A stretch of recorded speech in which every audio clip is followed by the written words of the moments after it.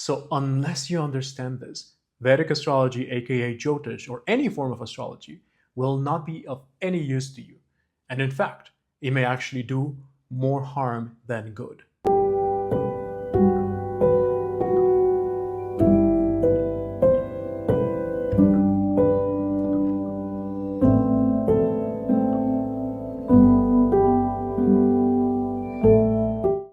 Hello, everyone. Welcome once again to the channel. This is Professor Mars. And first and foremost, let me thank you for sticking up with me in the new release schedule, which is now on Sunday instead of Thursday. Today's video, originally, I wanted to discuss about the sign of Aries, but I've decided to change the plan and give you some information about this topic of, are you making this mistake when approaching astrology, Vedic astrology, aka Jyotish, or any form of astrology for that matter? And how can you prevent it? And how can you correct this so you can make the best out of your journey of self discovery? Now, I always forget to mention at the beginning of the video, please like, share, subscribe, all these things. That helps a lot.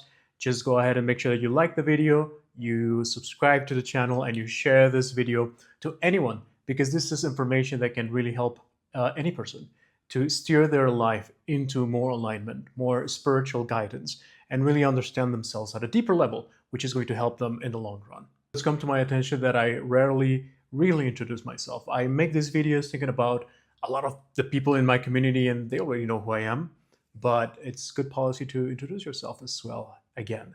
So for those of you who may not know me, my name is Mars Molina, and I am a professor of yoga, and I've been in the field of spirituality, like I mentioned, yoga, Vedanta, scripture, and all these tools for more than a decade now. And one of the tools that I am talking about lately a lot is Jyotish, which is also known as Vedic astrology.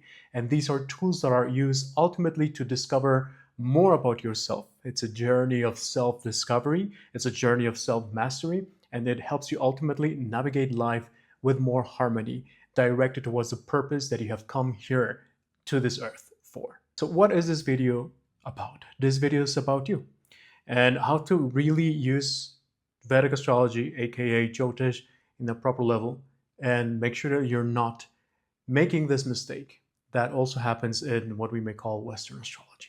You see, lately I've been making videos like my Scorpio video or my Cancer video, or like I said, I was working on an Aries script for today's video. But it is not my intention to merely give you just quote-unquote academic information about a sign. I don't want to teach you that way, or rather I should say that I do, but really my intention is to give you messages of the observations that I accumulated in recent times from my study of the transits, my study of charts of clients, charts of countries, charts of many other things, and of course the teachings that I received from, well, my teachers. So these are what we can consider, in essence, spiritual messages that are transmitted through the scope of Jyotish. So it is not merely an astrological conversation, though it is using that as a framework, as a scaffold to transmit the message.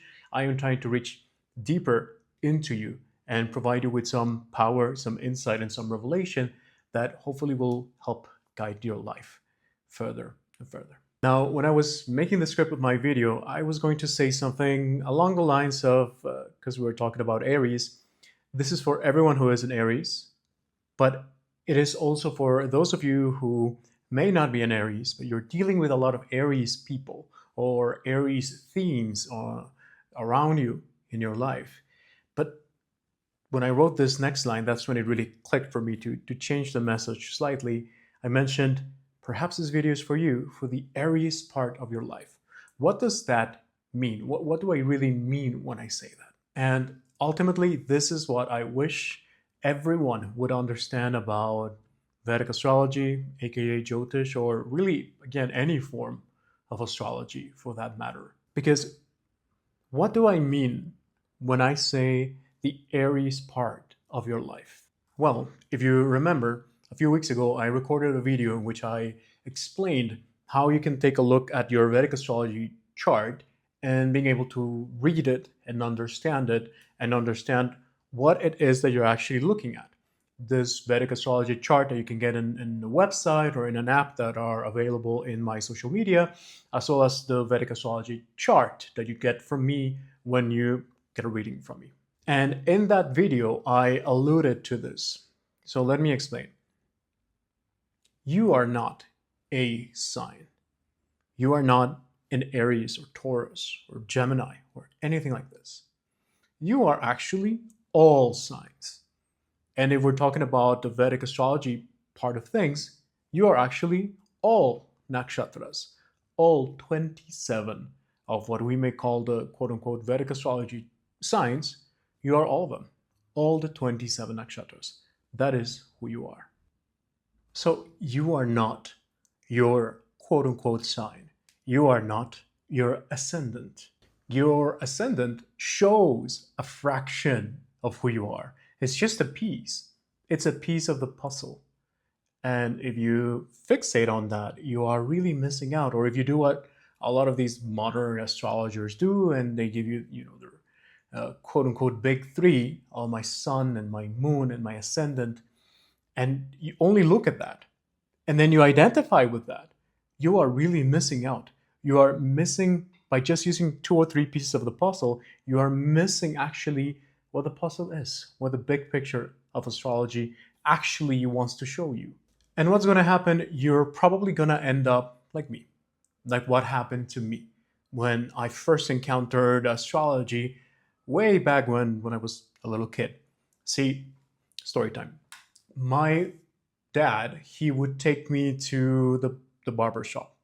He would get his beard done, he would get his hair done, and while I was waiting for him, I would read the newspaper and the magazines and all of this that they had. This is probably 30 or so years ago, right? So no smartphones back then. And I would read all kinds of things, news articles, science articles, all kinds of things, very interesting. But every now and then, I would encounter articles about astrology or the horoscope section of the newspaper or the magazine and all of this. And what would happen is that I would go and read what was supposed to be my sign, because it has these brackets of dates of birth. And if you're born between this and that, you're this sign, go ahead and read that. That's who you are. That's your ascendant. That's your life. So then what would happen is that I would read it and I would think, this cannot be real. This is so limited. This is so small. Even from a child, I could already tell that this was telling you just a small piece. And sure enough, I would read my sign and say, yeah, I resonate with some of these things. Some of these things I can see in myself, but to be honest, this one, not so much. I would be very curious. And then I would read the other signs. And I would say, well, I also feel identified with Aries in this way, with Taurus in that way, with Gemini in that way. So what gives? Why is it that I feel identified with each sign? So then what would happen next time I was at the barbershop, perhaps that day, I was a little bit more fired up. I was more fiery. I was more determined. So then I read Aries and I would say, yes, this sounds true to me. But what about the days where I felt a little bit more quirky, a little bit more isolated, a little bit more different? Then I would read Aquarius and say, yeah, that sounds more like me. This must be my sign. This must be something that speaks about me in some way. But then what about the days in which I felt even more isolated, even more spiritual, even more unique? Then I would read Pisces and say, yeah, this really beckons me. This really moves something deep within me. So why is it that I feel identified with all of them? What's going on? If you stay at that level, of course you're going to think that astrology is BS, because people don't look any deeper. And these magazine level astrologers and these pop astrologers, they have done a terrible, terrible disservice to this sacred science that could ultimately, like I've mentioned before, lead to a lot of light, to a lot of enlightenment, to a lot of guidance in your life. So it is likely that they don't know what they're doing. It is likely that they don't really understand astrology. And any professional of the field that just focuses on the big three and presumes to give you a reading based on that, that's going to be a terrible reading. And it's only going to resonate at a limited level, and it's not going to give you the deeper truth and the deeper knowledge that is important to guide your life. It is like understanding the ever changing nature of an individual. See, if you've ever taken these tests, you may resonate with it too. It's like taking an Ayurvedic test.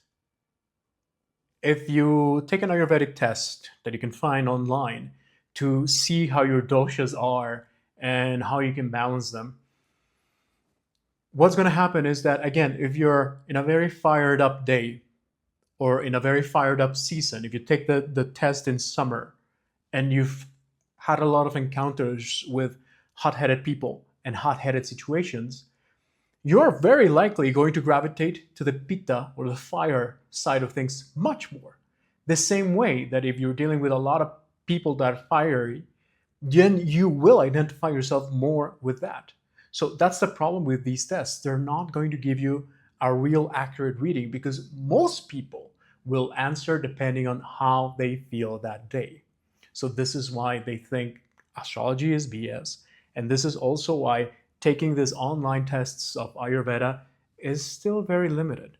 There's only actually two ways in which you can actually take a real test like this and have accurate information. One of them is, rather than a test actually, I should say, is meeting with an Ayurvedic professional in person, because this person is going to look at you. And if you've ever been in the presence of a proper Ayurvedic specialist, you will know the level of observation that this individual has.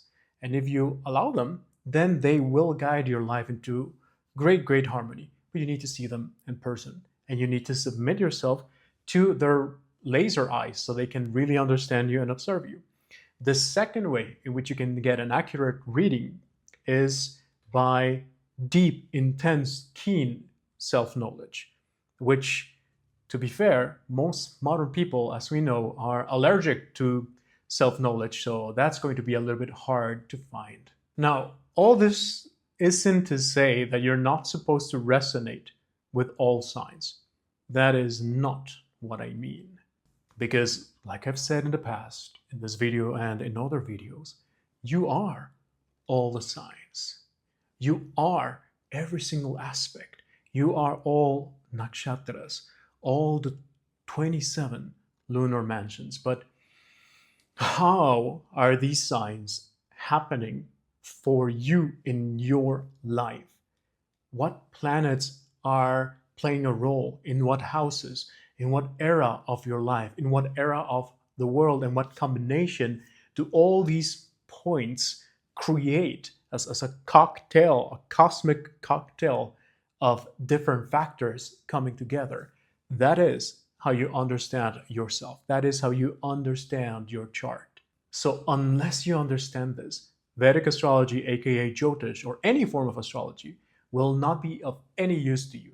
And in fact, it may actually do more harm than good. Because modern people love labeling themselves.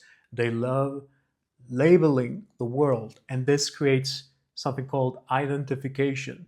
It is illusion. It is an incorrect identification. It is like believing that you are in a particular behavior. You are your mind, you are your ego. This is the route to losing yourself. This is the route to hell. This is the route of having no self-knowledge. You are not your mind, you are not your behavior, you are not your body, you are not your personality, you're not your ego. You would know this if you have encountered any actual real master of spirituality that has been trying to guide your life.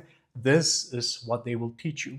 They will refer you to certain teachers, to certain scriptures, to certain methodologies to observe yourself and understand yourself and realize, wait a minute, I am not these things. I am able to transmit and experience things through the body, through the ego, through the mind, but I am not these things. But modern people are unable to understand this.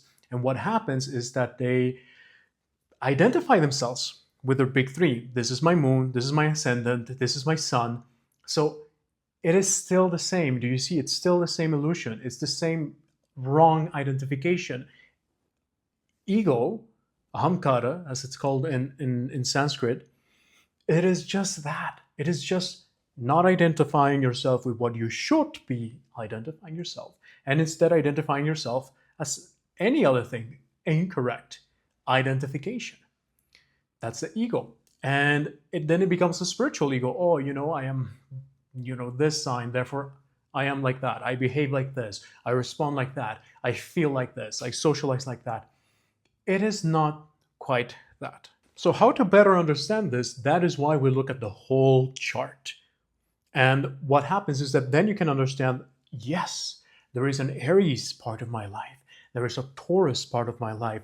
What is the role that I have there? What are the pending karmas that I have there that I need to work through? That I need to maybe do some actions, do some service, pay some price, pay a debt, do some penance, or work hard in, or surrender so that this karma is paid and that life, health, love, and prosperity can flow in my life with proper alignment, with proper harmony.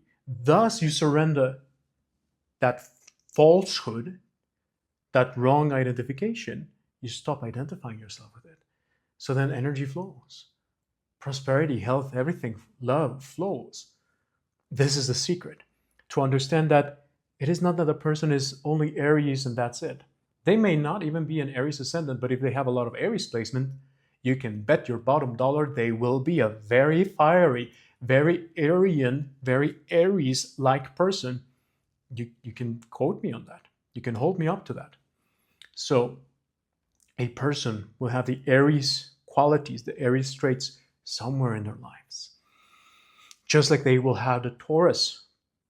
If I reduce Taurus to, like, let's say, comfort and enjoyment, everyone loves comfort and enjoyment in some way that is unique. Everyone loves communication. Everyone uses or has a relationship, I should say, with communication in some way. Where is that? Everyone can feel inspiration or has a relationship to inspiration in some way. What sign is that? What house is it in? What is it doing? Everyone has a relationship with God and spirituality, or religion and the framework of philosophy that will take you to God, and they have a relationship with that. It's a good relationship, it's a bad relationship, but it's a relationship. And that is how we understand the chart. And if we can see where the cracks are, and again, what's the work that needs to be done, then you'll be able to flow in that dimension. This is why when you have readings with me, or with any proper astrologer, we give you advice, we give you clues, we give you remedies, if you want to call them that. We give you instructions. Go talk to your mother like this. Because I can tell in your chart that if you do that, you have no idea how huge the blessing might be. Go find a priest and go and seek forgiveness from a priest. You never know what may have happened in the past. Go and seek where your ego is refusing to surrender, or where your ego is holding strongly into identification, or where your ego chooses to have tunnel vision and not see things for what they are. And what we do in the reading is that we detect how these things may be taking place so that they don't take place. And what is really beautiful, now that I think of it, is that when I have a client, a student, or a person close to me that they listen to the message, it is so beautiful to read your messages, your emails later on. Sometimes just a few days when they really get cracking. Sometimes it takes a little bit longer. Sometimes a couple of years. And they say, wow, you told me this and I didn't want to listen. Or you told me that and I forgot. But then so and so happened, just like you said. And this is the result. Or, I found the recording later and I decided to listen to it and I said, oh, wow, this is taking place. It is not because I am some great thing like that. No, it is because all this is, even this video right now, it is me receiving information and sharing information because that's my job. Anyways, next part. I do have a script today. Try to follow it. So, if you want to live a proper life, if you want to live a life of harmony, of prosperity, of alignment, Sure, you can use astrology. You can use Vedic astrology, Jyotish, any other form of astrology. Many other things are there that can help you. But the bottom line is that you need self knowledge. The best route is to know what the ego is, what the mind is, what nature really means. I don't mean the birds and the trees, but the behaviors of the world. Through the optics of these ancient masters, we are able to understand ourselves deeper, clearer, better. It allows us to shed the layers that are just veiling our vision.